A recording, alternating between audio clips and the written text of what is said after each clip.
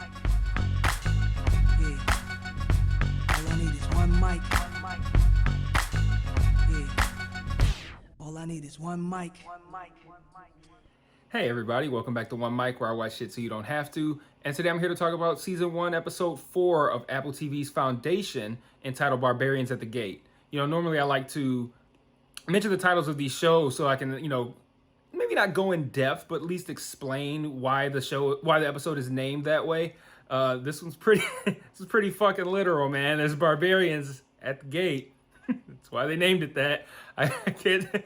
Doesn't get much deeper than that. Sorry to say, but watching this episode, I'm starting to get a clear picture of why so many people have struggled to accept it. The show's been pretty divisive. It's been slow. It's been boring. These are the comments that I've heard, that I've read on the previous videos.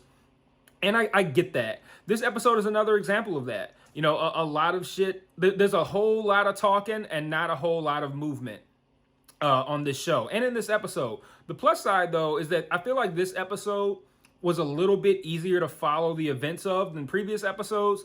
And I feel like this episode is now finally kind of saying, like, okay, we've established what all is going on, who the players are, and now we're going to start moving this plot forward. So from that perspective, I feel like this episode did a very good job of that. But I also saw a lot more clearly why people are so impatient with this show. Because this episode was nearly 50 minutes long and virtually nothing happened. I'm being hyperbolic, but the movement is like infinitesimal on this show. And I understand how that can be frustrating. I really do. But, like I've said in the other videos, when you're trying to build something this massive, and you can tell this show is aiming to be massive, you have to spend time laying the foundation, building that groundwork.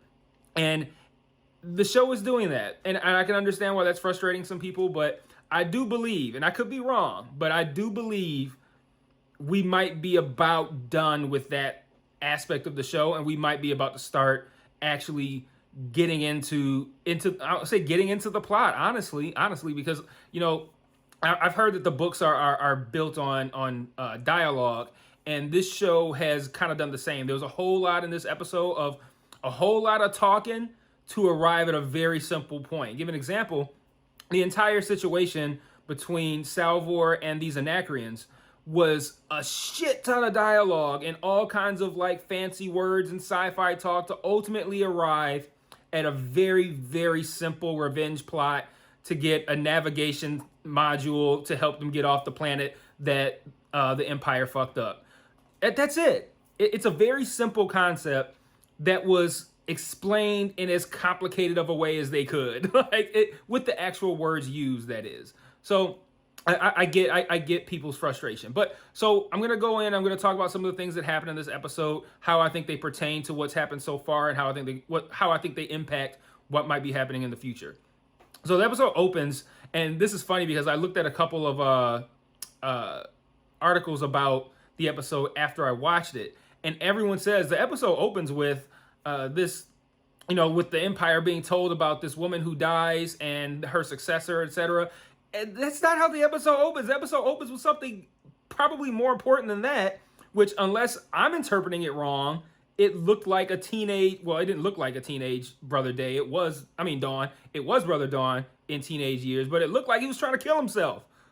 That's kind of important. I don't see how you could watch that and then go the episode starts with and then start on the next scene. But whatever the fuck I don't know. I can't explain that. But the episode starts with a teenage Brother Dawn trying to kill himself. And he's stopped with like this force field. And there's a woman in the garden who sees it. Later, we come to find out when Brother Day has, I don't know if she's a prostitute, but he has some woman in there to please him. We find out that this force field repels kinetic energy. So if you think about Brother Day, Dawn, I'm fucking up these names, man. Dawn jumping off of, this very high point in this tower, that kinetic energy of him building up that speed to where he would slap it to the ground, that's be massive kinetic energy. So you think about, it's kind of the same thing as what Black Panther's suit does in the MCU. So he gets stopped completely with this force field. And this woman in the garden, this gardener sees it. And later, when Brother Day is explaining to this woman, he tells her that if she moves slower, she can penetrate it. Penetrate. But I thought that was an important scene, and every article I read completely glazed over this. And throughout the course of the episode, we can kind of see Brother Dawn. I don't want to say questioning he's not questioning the decisions of Day and Dusk, but he's asking questions that are irritating Brother Day to a certain degree. But we learn a lot about Brother Day in this episode. I'm going to get to that in a moment. But they also look like they're building they're going to be building a romantic relationship between Brother Dawn and this woman in the garden. There's a interesting scene where you see him playing with what looks like a dragonfly, and again, the show can be very confusing at times. So when you see something confusing, you can get frustrated. Like, here's the show not making sense again. But then you do have to kind of rely on the fact that they're going to explain it later, and they do. And we see this dragonfly. He's holding this dragonfly. I'm like, what the fuck is this dragonfly? Like, what is this? And and it's the fact that there's not a lot of continuity from one scene to the next, because in the previous scene we saw him give this leaf to this woman and tells her that eat this, and if you don't die, send a bunch of this shit to my room. And the next time we see him, I'm thinking he's got that shit in his room and he's holding a dragonfly. I'm like, what the fuck is this? And I think that's I'm sidebarring here, but I think that's part of the another part of the reason people have struggled to. For this show has struggled to resonate with people because of things like that. They're often put on their heels where they're kind of confused and they don't know what's going on. But we find out the dragonfly is essentially like a drone, kind of, and he's using it to just spy on this woman. Like, that's the moment that we know that he's into her. Well, that's the moment that they make it obvious. It was obvious as soon as he was talking to her in the garden that they were going to build that. But the guy that he had question, not that he didn't have her question her, but he had this guy look into her. He sees that guy in the garden, and he's, he panics for a moment, and that's your definitive proof. Like, okay, he doesn't want anything to happen to this woman. But that's an interesting turn of events for this Brother Dawn, because we already know what the Brother Dawn from the first two episodes has turned into right now. So I'm going to talk a little bit about Brother Day's actions in this episode. And I thought Brother Day and Lee Pace had an incredible episode. Like, he really did his thing in this episode. I love the scene where he's screaming at the mathematicians. Like, did he just scream a motherfucker to death? but Lee Pace does a great job of intimidation in this role. I mean, he did it with Ronan in Guardians of the Galaxy, but you can't see him. And when you see him here, just towering over this guy. Lee Pace is 6'5". That guy could have been 5'10". I don't know how tall this guy is, but this 6'5" guy is towering over him, screaming. He just fucking collapses, dude. But great moment with Lee Pace. But Brother Day is clearly looking at Brother Dusk as having really been responsible for everything. He really reads him at one point in the episode, basically saying, like, everything fucked up that's happened regarding Harry, regarding the Star Bridge, everything that's fucked up that's happened on your watch. I saw how you were when you were my age. I'm not going to let that happen. And early in the episode, Brother Dusk had volunteered to go to this planet, the one that I talked about at the beginning, where this leader dies. They assume her replacement is going to be an individual that they're cool with. They find out that it's actually that it could be someone else who doesn't believe that they have souls. And there's a great line from Brother Day. He says, if they think that we are less than as opposed to more than, they won't follow us anymore. We won't have their allegiance. I thought that was a great line. So Brother Dusk says, I'm going to go there and talk some sense into him. And Brother Dawn is like, why do you have to go there? Can't you just like hologram yourself in? He's like, there's like 3 trillion people here. This needs to be in person. And as he's leaving later in the episode, that's when Brother Day comes up to him like and is telling him all the ways in which he fucked up. And it's like, you ain't going. Take your old ass back to your room. And it sounds to me like Brother Day is going to go himself.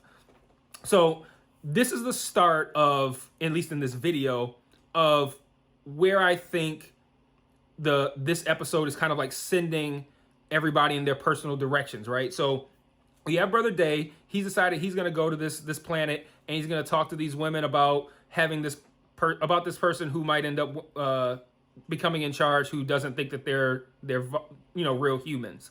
So that's his next mission. Brother Dawn, we know he's working on trying to get laid, so that's where he's going.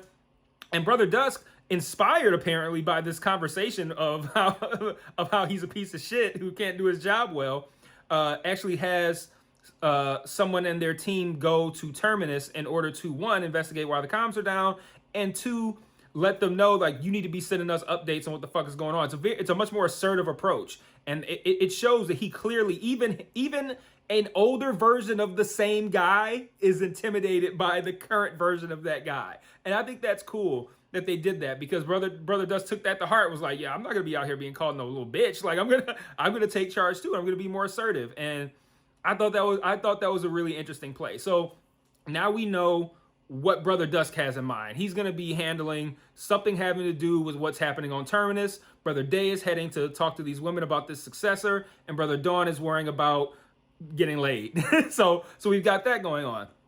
And on the other side, on Terminus, we have Salvor, who is dealing with these Anacreans who captured her. She does a nice move where driving the woman close to the vault, obviously not divulging what the vault does to everyone but her, knocks that woman out. Now she could take her prisoner. And they have a really great scene where Salvor reads her in a more literal sense and essentially learns that she is the Grand Huntress Anacrean, and you're here for something more. And the reality is, she's not here for something more. She's here for what she said she was there for, but she doesn't really divulge that, at least immediately, that this is to help them go somewhere else. Because it's like, well, you don't fucking need any navigation. You ain't going nowhere. So we need that because we're trying to get off of this planet. And I like that. Let me rewind. I don't like the fact that, as far as that storyline went, there was a whole lot of dialogue and a whole lot of big sciencey words to essentially divulge a revenge plot. But I also like the fact that it's not just a revenge plot. It is more of a, this happened to us and we're pissed off about it, but we're also not trying to stay here and continue to deal with this. So, that's an interesting set of circumstances as well. Salvor sees the ghost, this ghost boy that she's been following around, and then she has a different type of vision, because she's just been seeing the boy, and the boy has led her to all these different things. He led her to the ship where the Anacreans eventually captured her, but he was in the middle of the I don't want to say the road, but in front of the vehicle as they were moving toward the vault. And Salvor kind of, swerves. So that's, now I look at that as kind of two instances of Salvor being diverted. Because, she's following the boy, she gets captured by the Anacreans. That's one. Two, she gets diverted in a more literal sense. She just has to swerve to avoid him seeing him in the road, or I keep saying in the road, but in her path. And then, later, now the vision is different, because now she's at a place. She's there now. It's almost like she's transported her consciousness there unintentionally. And she's in this library on Trantor, and the boy has a knife. And that's the end of the vision. And at the end of the episode, she comes to the conclusion that this boy is tied to the vault, and the vault's trying to tell her something. And she wonders if the vault is telling her to kind of get out of the way, as opposed to telling her to do something that's going to change a bunch of shit.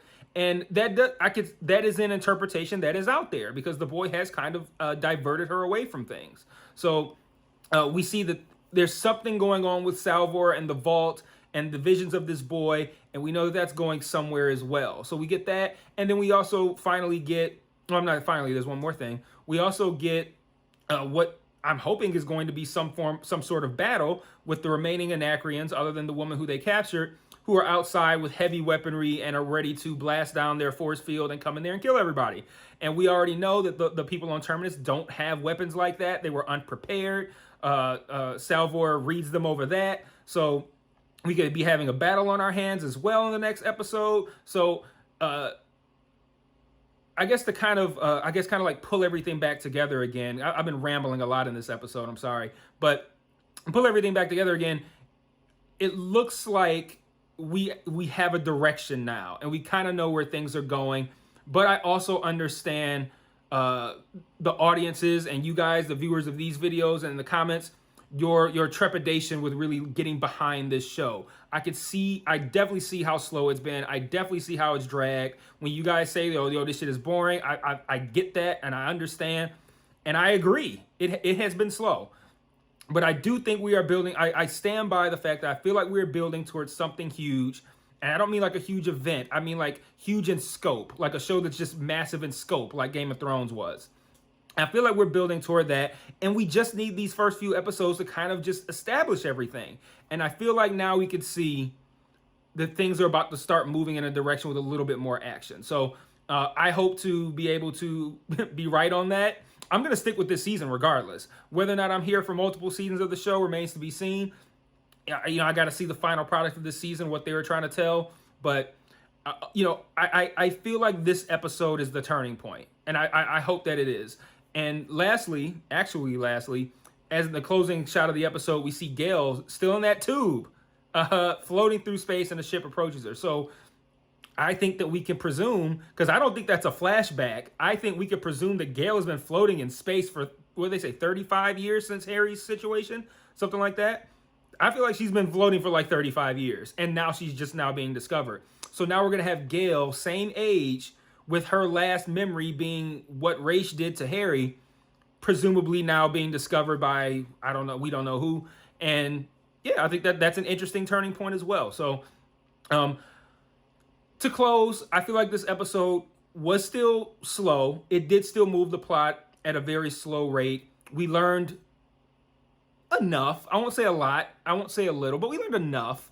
And I think this is the sign of good things to come. So if you were bored by this episode, if you feel like this was more of the same, I think there's reason for encouragement. So I'll see you guys next week for episode 5. Till then, peace.